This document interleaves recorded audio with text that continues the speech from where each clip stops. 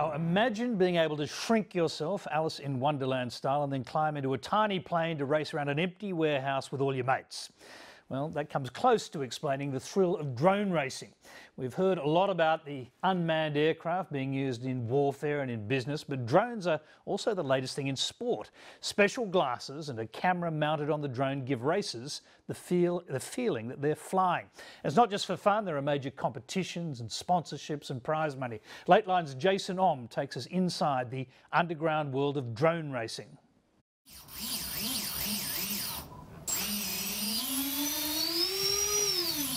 It's Friday night in Melbourne's outer suburbs and these drone racers are tuning up their machines.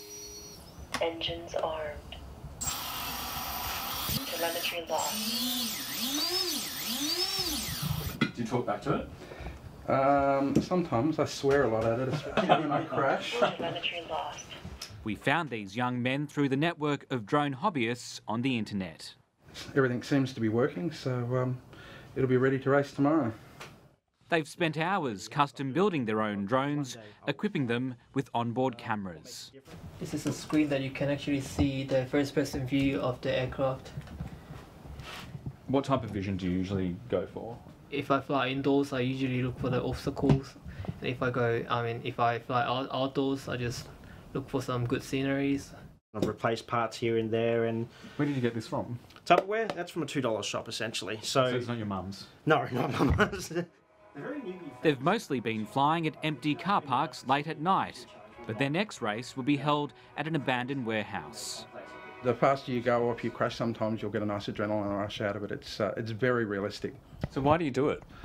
It's addictive. Yeah, it's something you can go at. It's like playing a video game, but it's fast, and the more you do it, the more you want to fly it.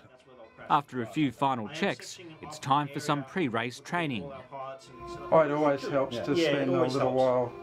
I'll often spend the night before, or even the same day, an hour practicing, because it just gets your reflexes up. Give him an island. That's a bit more open, so we can throttle up. And no, I reckon the car park. All right, yeah, car park. I'm kind of nervous, actually. I'm going to stuff this up. All right. Oh, what's going on? I can't even get lift off. It's all in the throttle control. Yep. Yeah, so when you reset, hold your straight throttle into back the down. ground. Hang on. How about we give you an open area without a roof? Yeah. I failed.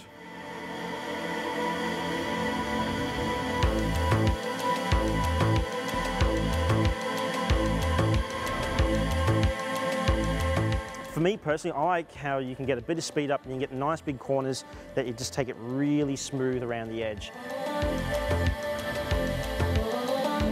Most of the time, the racers fly indoors for the challenge of manoeuvring around tricky obstacles. Outdoors, in open airspace, they're restricted from flying too high or too close to buildings and people. But for these enthusiasts, safety is a priority.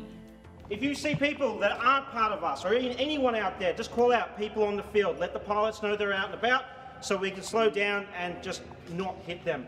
We will have a lot of graffiti artists come walking out just suddenly and not give two poos what we're doing. It's known as FPV racing, or first-person view, because of these goggles which give the racers a drone's eye perspective.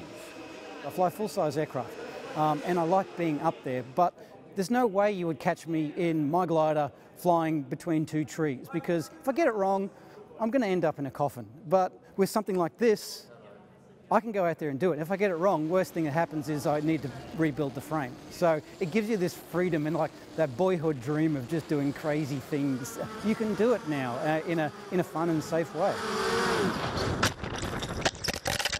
It's like playing a musical instrument or something. You just go into this meditative space and you get this flow on, and that's what it is for me. I'm not particularly competitive, so these guys might get a little bit more competitive than me, but yeah, I'm in it for the fun. And when you're chasing someone, it just looks amazing. You know, you've just got that view and you're all in this space together. It is that whole Star Wars thing.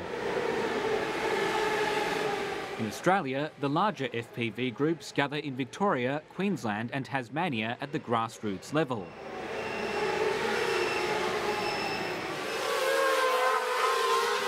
On ne présente plus aujourd'hui les multicoptères, plus familièrement appelés. Overseas, the movement is gaining pace, and some drone racers in Australia are pushing for a more formal competition here.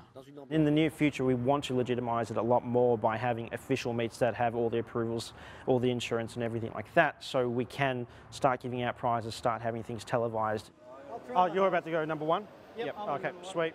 Chad Nowak is one to watch if FPV racing does become a sport in Australia.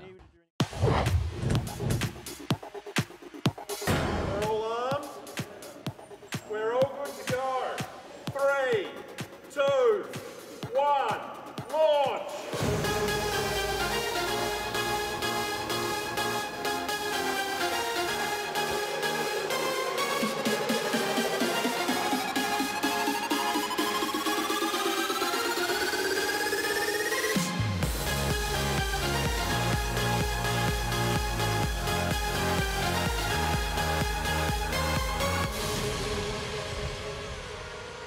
We have a race winner. Stand up, please, sir. Sorry. Chad came in at first. And we'll do a quick flip. His fast and furious moves have earned him a trip to California, where he's being sponsored to compete in the United States National Drone Championships in July. The competition is the first of its kind in the US and approved by America's largest model aircraft sporting body. Do I think I'm fast? Yes. Do I think I'm the underdog? Yes. I'm going over there to have fun, to meet lots of friends that I know on forums. And look, if I do well, then it's a bonus. But I'm going over there, it's an experience of a lifetime for me. What's the top prize? Top prize apparently is $10,000. There is lots of smaller leagues happening all around the world, and they're growing in size. And eventually, they're all going to combine, or there's going to be one entity that is going to dominate, and then that's when you'll have the national championships.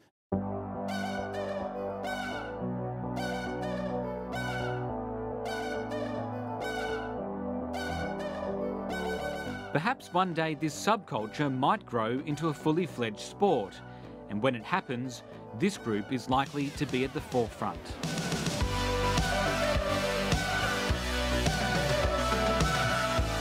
It's cool to experience the world differently than anyone has ever been able to experience before. Most pilots have to let the plane take off an airport, where we can just go down to a park, have a 5-minute fly, enjoy the surroundings and just go, this was cool, and then go somewhere different.